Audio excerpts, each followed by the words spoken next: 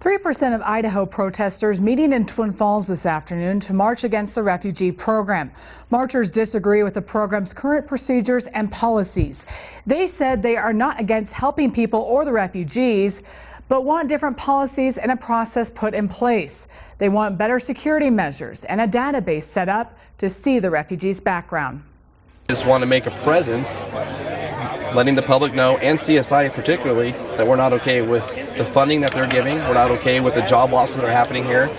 We know there's businesses here that have laid off workers to hire refugees.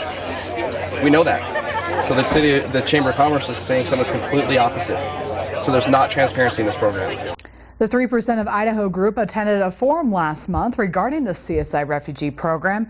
Halfway through, 3% members left because they say the forum was very one-sided. Okay, one last important housekeeping item, weapons. I don't see any long weapons here. If you are able to conceal carry, please do so. We all have mixed feelings about that, but let's not make that the focus of our rally, okay? Leave weapons holstered at all times. Did you guys hear about the accidental discharge yesterday at the gun show? Let's not have that happen here, okay? 90% of us are probably carrying. Let's keep it that way, in where it belongs, okay? Deal? Yeah. All right, who are we? Really? Who are we? Come on. Who are we? Let's do it! So currently right now, the refugee program is bringing in thousands of immigrants into this country under a federal initiative. Now that poses several risks.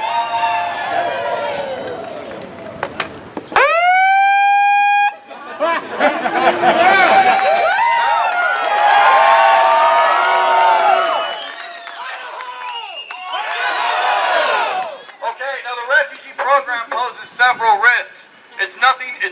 I understand the sentiment about being a humanitarian effort. However, the Department of Homeland Security and the Federal Bureau of Investigation have stated numerous times that the refugees coming in from Syria and other failed states cannot be properly vetted. That means that their identities cannot be verified. Now, refugees coming from Islamic hotbeds of terrorism, don't you think that that poses a threat to Idaho communities? Yeah! Now, this would not be a problem if we have not already seen refugees as part of the program being indicted for recruiting and attempting to attack police officers and Idaho citizens. Yeah! Yeah!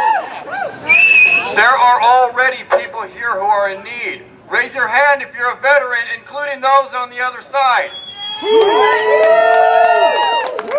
22 veterans a day are committing suicide because they do not have access to the care, because the Veterans Administration has been dragging their feet. Why are those federal dollars not going into those programs? Why are federal dollars not being spent on Idaho citizens who are already in need, including the homeless, a lot of which are veterans? We also have students here who are struggling from crippling student debt. Those federal dollars could be going to helping those students. We need to strengthen our communities before we invite individuals who cannot be properly identified.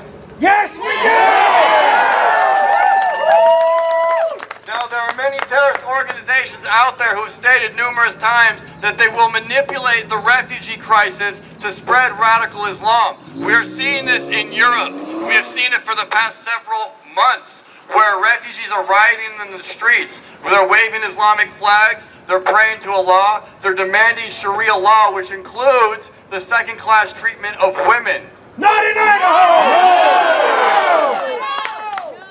Now, if those of you on the other side want to ignore facts, then you will suffer the consequences of inviting terrorism into our communities. And that's not something that the 3% of Idaho, and that's not something that the citizens of Idaho want. No!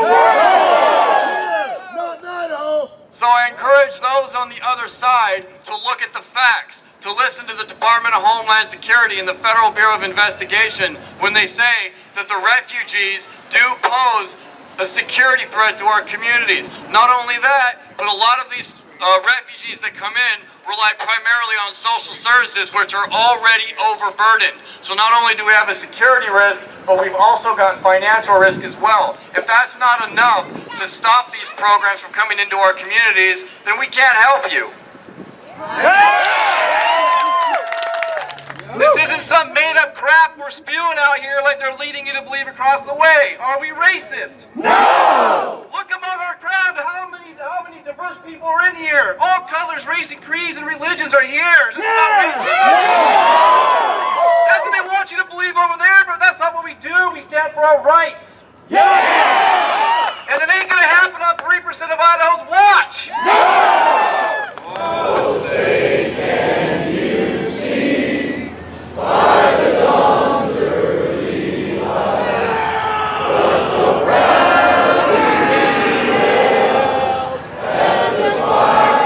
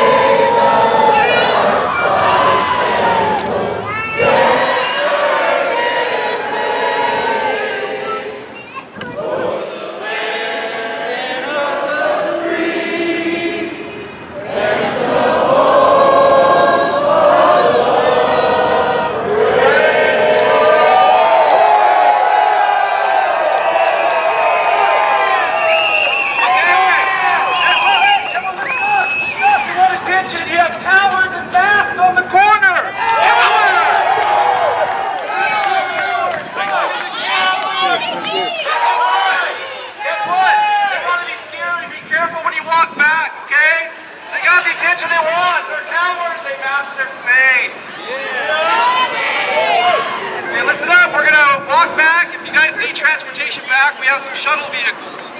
We're going to head back, get with your leadership where the barbecue is at, and we'll see you guys there. Thanks for joining us tonight. I'm Karen Lair. Two activist groups squared off in downtown Boise today over the federal refugee program. It's a topic that's generated quite a bit of debate in the Magic Valley as a group fights to shut down the refugee center at the College of Southern Idaho. On your side's Jake Melder has the details in tonight's big story. More than 100 citizen activists gathered today in Boise to protest the federal refugee program. The group, 3% of Idaho, stands for conservative protections of the Constitution and community safety.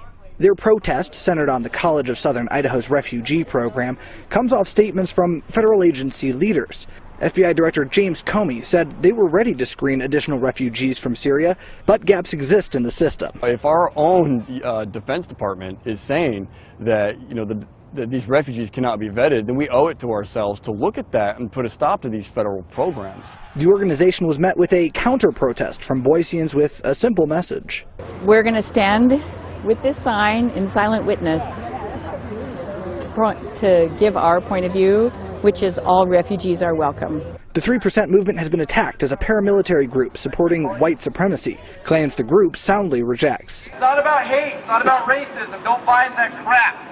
The message on the State House steps today was to prioritize domestic policy and support over the refugee program. We are of the mind that Idaho citizens should come first. We believe in strong communities before we help other communities, because we're actually doing a disservice to anyone that we bring in to our community or to our country if we're not set right. 3% is also raising support for a bill presented in the House, H.R. 3314. It would, quote, suspend the admission into the United States of refugees in order to examine the costs of providing benefits to such individuals. Leadership supports the idea of bringing in refugees, but wants to make a foolproof system to protect us from foreign terror.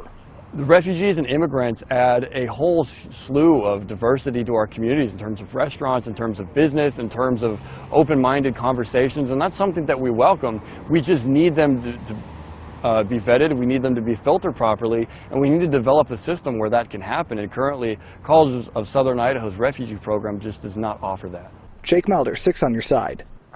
During the protest, there was verbal exchange between 3%ers and the counter-protesters, but Capitol security was on hand and no altercations.